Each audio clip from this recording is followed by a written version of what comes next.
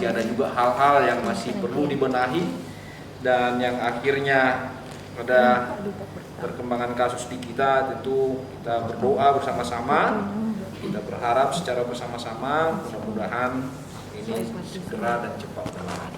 Oleh sebab itu kepada Pak Kepala Dinkes kami silakan Pak. Terima kasih Pak Kabak, Ibu Kabak.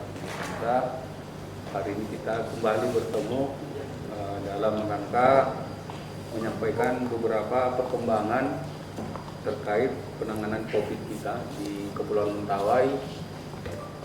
Pada kesempatan ini kami sampaikan tadi kita baru mengikuti video conference dengan Pak Gubernur dan Ibu Kepala Dinas Kesehatan Provinsi terkait arahan untuk seluruh kabupaten kota dalam rangka melakukan percepatan penanganan COVID-19 di Sumatera Barat. Jadi luar biasa dukungan dari pemerintah provinsi. Tentunya kita di Mentawai bisa bersama-sama mewujudkan apa yang diharapkan oleh pimpinan kita. Kemudian informasi tentang kasus atau penyakit ya pada hari ini, mungkin Bapak Ibu sudah mendengar, tapi pada kesempatan ini secara resmi kami sampaikan bahwa ada penambahan satu pasien, satu kasus terkonfirmasi positif berdasarkan pemeriksaan swab di Laboratorium Biomedik Fakultas Kedokteran Universitas Andalas. Jadi hari ini baru keluar dan dinyatakan positif. Ada seorang laki-laki yang sudah kita beri kodenya 35I, umur 40, kerjaan wira swasta.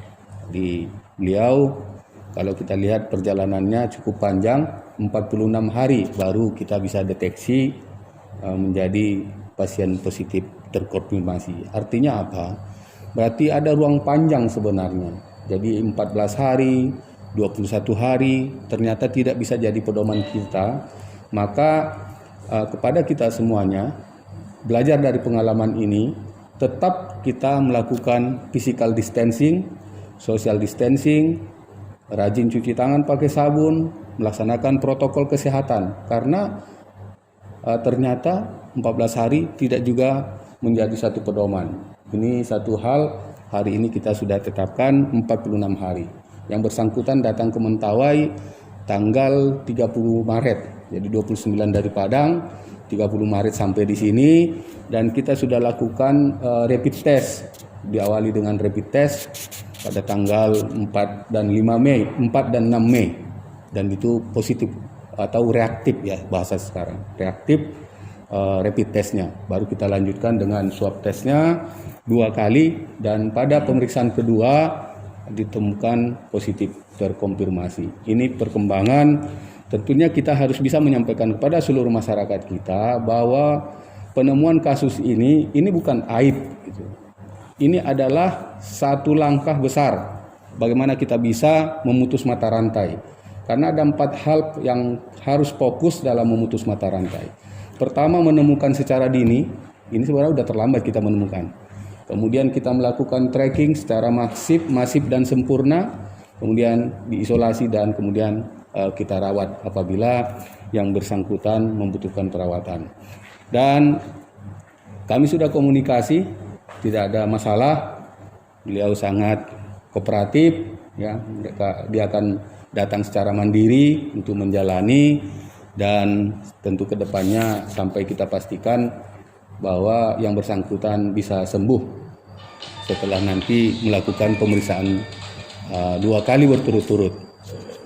Mungkin itu yang bisa saya sampaikan pada kesempatan ini. Kalau kasus-kasus yang lain, saya pikir perkembangan kasus kita 29 ODP kita itu sudah lama selesai, PDP kita 2 sudah lama selesai, dan sekarang kita sedang melakukan pemantauan terhadap pelaku perjalanan, karena memang kondisi sesuai dengan Peraturan Menteri Perhubungan Nomor 25 masih ada orang-orang yang dikecualikan yang boleh masuk ke sini, dan itu terus kita pantau.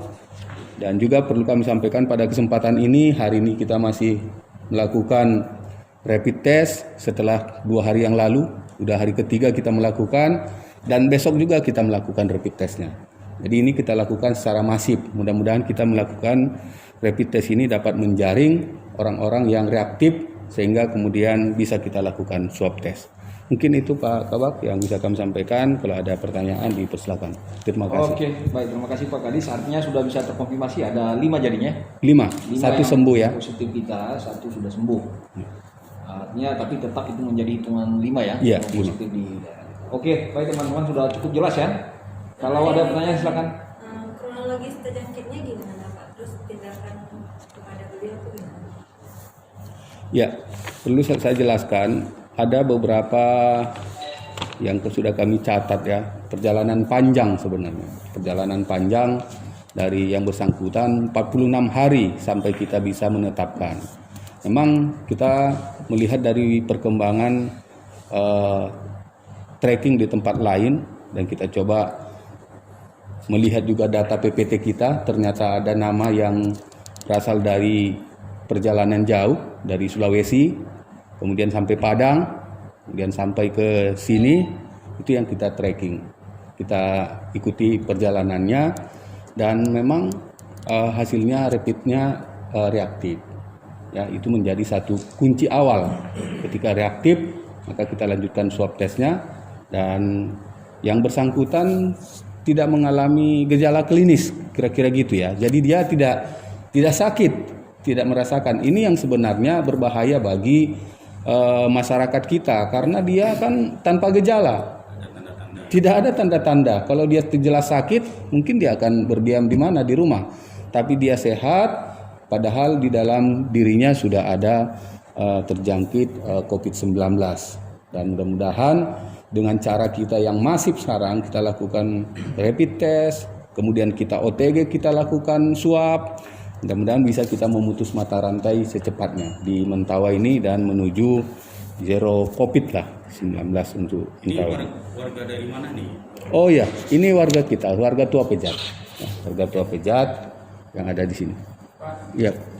dengan adanya kasus istimewa Spora, Pak, apakah sudah bisa dikatakan Spora ini daerah terjangkit, Pak? Bagaimana nanti terus berut dan mengungkap? Ya, apakah orang yang dari sekolah ke harus dikarantina lagi, baik petugas maupun masyarakat? Ya, kondisi kita yang pasti Pulau Sipora ini kan sudah merah, ya, karena kan di sini episentrumnya. Tentu kalau dibedah lagi ada yang kelompok-kelompok kecilnya kalau bicara secara besar, garis besarnya. Karena di sini sudah ada di Tua Pejat, ada di Bosua, ada Gosoinan, dan Nem Leleu, sudah 4. Ini kan sudah agak menyebar, ya. Artinya kalau kita mau keluar dari sini ke daerah lain, yang perlu kita jalankan adalah protokol kesehatan. Itu yang pertama, protokol kesehatan, physical distancing, cuci tangan pakai sabun, kemudian sebisa mungkin tidak menginap, kan itu ya. Karena kita ini gugus tugas ini kan menjalankan tugas juga. Sama dengan Padang, nggak mungkin kita nggak datang ke sana melaksanakan tugas. Tapi tetaplah kita menjaga supaya tidak menimbulkan atau memunculkan banyak kerumunan. Orang-orang tidak berkumpul banyak karena takutnya nanti kita membawa. Tapi yang sudah kita lakukan sekarang, siapapun orang yang berkepentingan, kalau dibutuhkan rapid test, kita lakukan rapid test. Jadi kita mencoba mengedukasi masyarakat. Rapid test ini adalah suatu hal yang penting, kebersamaan kita dalam memutus mata rantai. Jadi jangan takut kita bila dinyatakan reaktif. Ya paling tidak kita sudah membantu masyarakat. Mana tahu diri kita ini memang adalah orang yang terjangkit, tapi dengan ditemukan secara dini, maka selamatlah banyak orang dari penularan mungkin bisa yang berasal dari kita. Itu. Pak, mulai keluarga pasien ini gimana? Oh ya. Keluarga itu sudah kita lakukan juga swabnya, ya. Swab testnya kemarin sudah kita lakukan.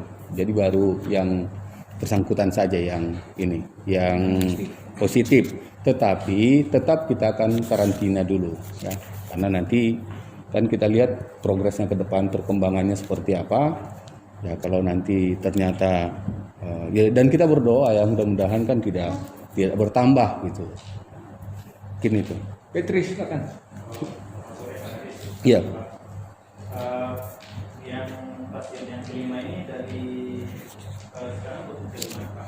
Kemudian pada tanggal 30 kemarin kan hari Senin Pak dengan kapal apa nih datang? 29 dari Padang hari apa ya? Hah? Hari Minggu ya, Minggu dari Padang berarti kapal Gambolo ya? Hah? Hari Minggu dari Padang. Senin. 30. Gambolo ya. Pulau. Itu kapal. Iya. Tapi beliau sudah lama juga di Padang, sudah 2 minggu sebelumnya di Padang. Gitu. Jadi perjalanannya panjang gitu ya. 2 minggu di Padang.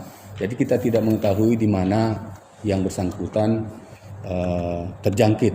Hanya saja yang selama ini kita pegang 14 hari ternyata itu saja. Ada apa namanya ya? Ada perbedaan lah gitu ya. Laki-laki, pria. 40 tahun. 40 tahun. Iya.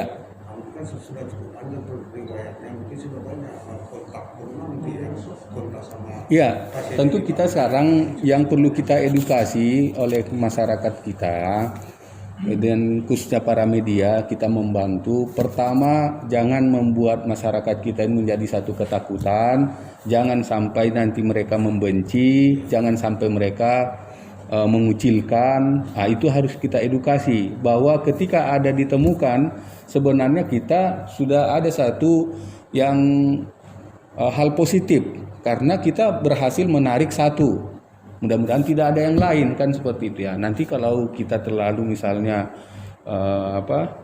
membesarkan dalam arti seolah-olah ini adalah orang yang harus kita pinggirkan, saya takutnya nanti malah masyarakat yang lain jadi nggak mau kita periksa gitu ya kira-kira.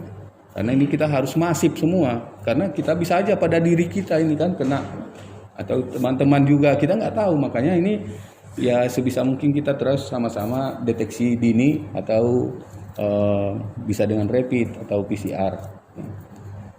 Mungkin itu tolong diedukasi ya masyarakat kita dalam pemberitaannya, maksud saya. Kita nggak apa-apa memberitahukan, tapi tetap mengajak untuk tenang dan orang paham bahwa apa yang kita kerjakan ini dalam rangka memutus mata rantai penularan. Gitu. Oke, cukup ya. Di karantina mandiri atau gimana Pak? Yang bersangkutan? Oh iya, jadi komunikasi kita dengan yang bersangkutan sudah kita sampaikan akan isolasi di rumah sakit. Rumah sakit umum Masih ada daerah. lagi Beatrice? Silakan. Secara mandiri ya datangnya. Ya. Oke, sip. Cukup ya. Oke, baik, terima kasih teman-teman atas waktunya dan kami sampaikan sekali lagi tetap semangat dan tetap kita sampaikan kepada masyarakat kita dengan tenang ya, Pak Gadis ya. Iya. Mudah-mudahan ini tidak malah menjadi ribut lagi nanti di luar. Oke, baik teman-teman Oke. ya. Oke Pak Gadis, makasih banyak karena saya masih ada mau bicara sama Oh iya. teman media. Oke.